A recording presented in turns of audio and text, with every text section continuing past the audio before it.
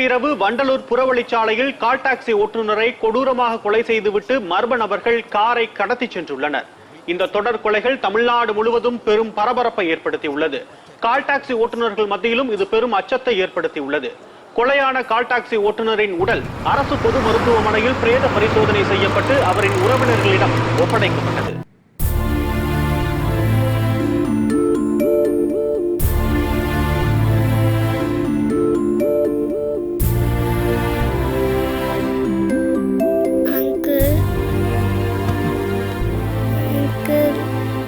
என்னம்மா? எங்க அப்பா செத்து போயிட்டாரு அங்கிள். எங்க அப்பா என்ன பார்க்க வர மாட்டார், பேச வர மாட்டார் அங்கிள். யாருமா சொன்னாங்க? எங்க அம்மா தான் சொன்னாங்க. இனிமேட்டு எனக்கு சாக்லேட் ஜென்ஸ்ல யார் வாங்கி தருவாங்க? இனிமேட்டு டெய்லி என்னை யார் ஸ்கூல் கூட்டு போவாங்க?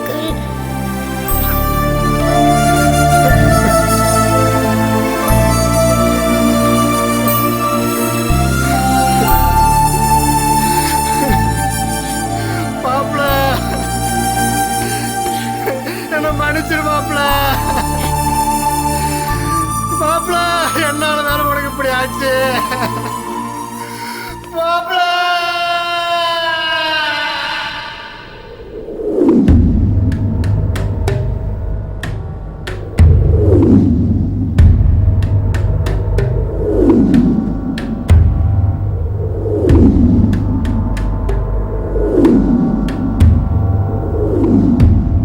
எல்லாருக்கும் சோறு போறது விவசாயினா எனக்கு சோறு போறது இந்த கார் மாப்பிள்ள.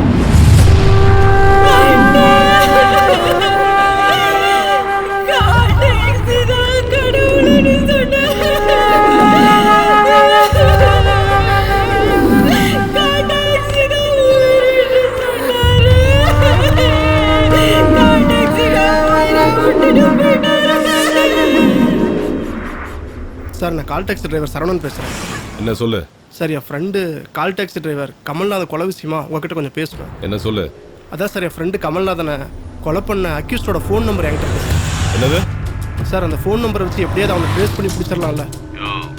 இந்நேரத்துக்கு அந்த அக்யூஸ்ட் 1000 ஃபோன் நம்பரை மாத்திருப்பான். இதையெல்லாம் வெளியே சொல்லிட்டு இருக்காது, புரியுதா?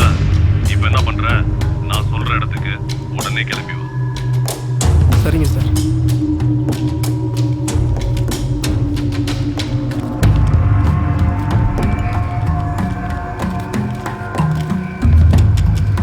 வணக்கம் சார்.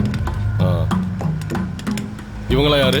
இவர் கால் டாக்ஸி டிரைவர் சார். சார் வணக்கம் சார், நானும் கால் டாக்ஸி டிரைவர் தான் சார். இவங்க கமல்நாதனோட ஒய்ஃப். வணக்கம்யா. இவங்க கமல்நாதனோட அம்மா சார். வணக்கம்யா. சார் சீக்கிரமா அக்யூஸ்டை பிடிங்க சார், அப்பதான் கால் டாக்ஸி டிரைவர்லாம் நிம்மதியா இருப்போம். இப்பெல்லாம் எந்த கஸ்டமரை பார்த்தாலும் அக்யூஸ்ட் மாதிரியே தெரியுறாங்க சார். டியூட்டிக்கு போவே பயமா இருக்கு சார். என் குடும்பத்துக்கு என் புள்ள ஒருத்தன் தாயா. கால் டாக்ஸின்னு ராவும் பகலும் கஷ்டப்பட்டு கடைசியில என் புள்ளைய இல்லாம பண்ணிட்டாங்களே. சார், எங்க வீட்டுக்கார கொலை பண்ணவங்கள எப்படியாவது கண்டுபிடிங்க சார். கவலைப்படாதீங்க, எல்லா ஸ்டேஷனுக்கும் இன்ஃபார்ம் பண்ணியிருக்கோம். சந்தேகப்படுற மாதிரி யார் இருந்தாலும் அரெஸ்ட் பண்ண சொல்லி ஆர்டர் போட்டிருக்கோம். கூடிய சீக்கிரத்தில் அரெஸ்ட் பண்ணிடுவோம், புரியுதா? ஏமா, புருஷன் செத்து 10 நாள் கூட ஆகல, அதுக்குள்ள இன்னொருத்தனை செட் பண்ணி கூட்டின்னு வந்திருக்க? அப்படிலாம் இல்லப்பா சார், நாங்கெல்லாம் அந்த மாதிரி ஆளுங்க இல்ல சார். சுமார்மா சார் தான் விசாரிச்சுட்டு இருக்காருல்ல. யோ, ஓகே சார். இங்க பாருமா, என்ன பேசுறதுன்னு தெரியாதா? அவங்கள பார்த்து அப்படி சொல்ற? Sorry sir. உங்களால முடியலன்னா சொல்லுங்க சார், நாங்க சிட்டி கமிஷனர் போய் பார்க்குறோம், இல்லைன்னா மனித உரிமை கமிஷனில் போய் கம்ப்ளைண்ட் கொடுக்குறோம். யோ, இப்போ எதுக்கு தேவையில்லாம டென்ஷன் ஆகுற? நாங்க எதுக்கு இருக்கோம்? இந்த கேஸை நான் தானே டீல் பண்ணிட்டு இருக்கேன். கண்டிப்பா நாங்க அக்யூஸ்ட பிடிச்சிருவோம், புரியுதா? இதுக்கெல்லாம் டென்ஷன் ஆயிட்டு இருக்கு. கிளம்பு, கண்டிப்பா பிடிச்சிருவோம், போங்க.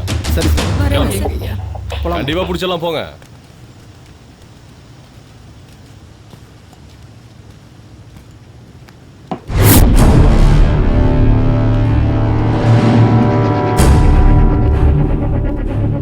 இங்க என்ன பண்ணிட்டு இருக்க? இல்லைண்ணே, நேற்று வரைக்கும் நம்ம கூட இருந்த கமல்நாதன் சிரிச்சுக்கிட்டு பேசிக்கிட்டு கலகலன்னு இருந்தான். ஆனால் இன்னைக்கு அவன் நம்ம கூட இல்லை. அவன் மொத்த குடும்பமே உறைஞ்சு போயிருக்குண்ணே. எனக்கு என்ன பண்றதுன்னே தெரியல. ஏய், என்ன பண்றதுன்னு யோசிக்கிறத விட இனி என்ன பண்ணலான்னு யோசி. என்னென்ன பண்றது? ஏதாவது செய்யணும்டா. நம்ம நண்பர் கமலநாதன் உயிரை விட்ட மாதிரி இன்னொரு கால் டாக்ஸி டிரைவர் சாகக்கூடாது, சாக விடக்கூடாது. நம்மளும் சாதாரண கால் டாக்ஸி டிரைவருங்க. நம்மளால என்ன செய்ய முடியும்? டேய், இன்னைக்கு கமல்நாதன், நாளைக்கு நீ, நாளானைக்கு நான், அதுக்கப்புறம் இவன், இப்படி எல்லாரும் செத்துக்கிட்டு தான் இருக்கணுமா? இதுக்கு ஒரு முடிவு கட்டணும். சரிதான், அக்யூஸ்ட பிடிக்கிறதுக்கு போலீஸ்காரங்க இருக்காங்க, அதெல்லாம் அவங்க பார்த்துக்குவாங்க. யாரு? போலீஸா? தம்பி, நான் auto police station PC Kumaravel பேசுறேன். ஒன்றும் இல்லை, உங்கள்கிட்ட ஒரு முக்கியமான விஷயம் தனியாக பேசணும். பார்க்க முடியுங்களா? எங்க வரணும் சார்? இன்னைக்கு ஈவினிங் எங்கன்னா போரூர் முண்டக்கண்ணிமன் கோயில் தெருக்கு வந்திருப்பா. ஓகே சார், கண்டிப்பா வந்துடுறேன். மறக்காம வந்திருப்பா. நான் உனக்காக வெயிட் பண்ணிட்டு இருப்பேன். சொல்லுங்க சார், என்ன விஷயம்? தம்பி, அன்னைக்கு கார் மெக்கானிக் ஷெட்ல வந்து இன்ஸ்பெக்டரை பார்த்துட்டு போனீங்க இல்லையா? அதுக்கப்புறம் என்ன நடந்ததுன்னு தெரியுமா? அப்படி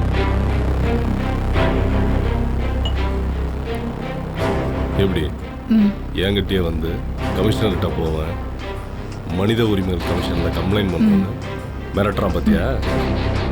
கார்ல கஞ்சா கடத்துறான்னு சொல்லி 6 மாசத்துக்கு உள்ள போடலாமா? ஆமா சார், கஞ்சா கேஸ் போட்டு உள்ள தள்ளினாதான் அவங்களுக்கு புத்தி வரும். அப்பதான் அதுவும் அடங்கும். இல்லாம நம்ம வேற கேஸ் இல்லாம இருக்கும். என்கிட்டயே மாட்டுவானுங்கல்ல, பாத்துக்கிறேன். தம்பி, போலீஸுக்கு ஒருத்தனை பிடிக்கலனா அவனை எது வேணாலும் செய்வாங்க, என்ன வேணாலும் பண்ணுவாங்க. போலீஸ் கிட்ட மட்டும் நண்பனாவும் இருக்கக்கூடாது, பகையாளியாவும் இருக்கக்கூடாதுன்னு சொல்லுவாங்க. பகையாளியா மட்டும் ஒருத்தனை நினைச்சிட்டாங்கன்னா அவனை பழி வாங்கறதுக்கு ஏதாவது ஒரு சந்தர்ப்பம் கிடைக்காதான்னு காத்துக்கிட்டே இருப்பாங்க. நானும் போலீஸ்காரன் தான்ப்பா, ஆனா எனக்கு மனசாட்சி, மனசு கேட்கல. அதான்ப்பா உங்ககிட்ட சொல்லிட்டேன். உன்னை பார்த்தா பாவமா இருக்குப்பா, எதுக்கு கொஞ்சம் ஜாக்கிரதையா இருக்கு. இப்ப சொல்லுங்க, போலீஸ் எப்படி நம்புறது? கமல்நாத கொலைக்கு நியாயம் எதிர்பார்க்க முடியாது. அவன் பாத்துக்குவான், இவன் பாத்துக்குவான்ட்டு இருந்தோம். கடைசி வரைக்கும் நாமளும் பார்த்துக்கிட்டே தான் இருக்க முடியும். நம்மளால ஒன்னும் செய்ய முடியாது. இவன் சொல்றது கரெக்ட் தான்டா. முடியாதுன்னு முணுமுணுத்துட்டு இருக்கிறத விட முடியும்னு முயற்சி செஞ்சு பார்த்தா எல்லாம் முடியும்டா. நம்ம நண்பர் சாவு காரணமானவனை சும்மா விடக்கூடாது. ஓடு, துரத்து, கண்டுபிடி, நாங்களும் கூட இருக்கோம்.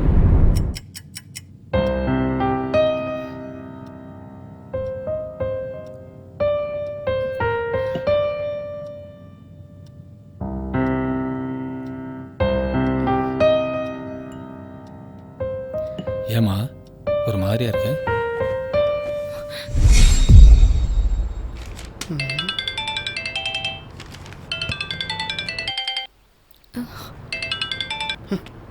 இவ வேற.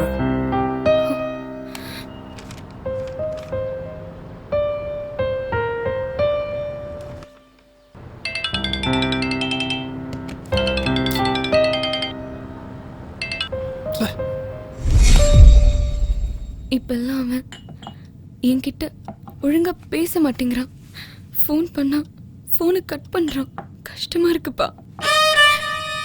எனக்கு நல்லாவே தெரியுமா, கால் டாக்ஸி டிரைவருக்கெல்லாம் ஒரே மாதிரி மனோபாவம் இருக்காது. நிரந்தர வருமானமும் கிடையாது. உனக்கு பிடிக்கலன்னா சொல்லு, நம்ம சொந்தத்திலே மாப்பிள்ளை பார்த்து பேசி முடிச்சிடுறேன். நிரந்தர வருமானம், ஃப்ளாட்ஸு, காரு, சேவிங்ஸ்னு ரொம்ப சந்தோஷமா இருக்கலாம். அவன் சொந்தமாக கார் வாங்க போகிறேன்னு சொன்னான். வாங்குவானா மாட்டானான்னு கூட தெரியல. அவனை கட்டிக்கிட்டு நீ சந்தோஷமா இருப்பியான்னு சொல்ல முடியாது. இதுக்குதான் அப்பவே சொன்னேன். இவ லவ் பண்றேன்னு சொன்ன உடனே அவனை கூப்பிட்டு வச்சு பேசுனீங்கல்ல.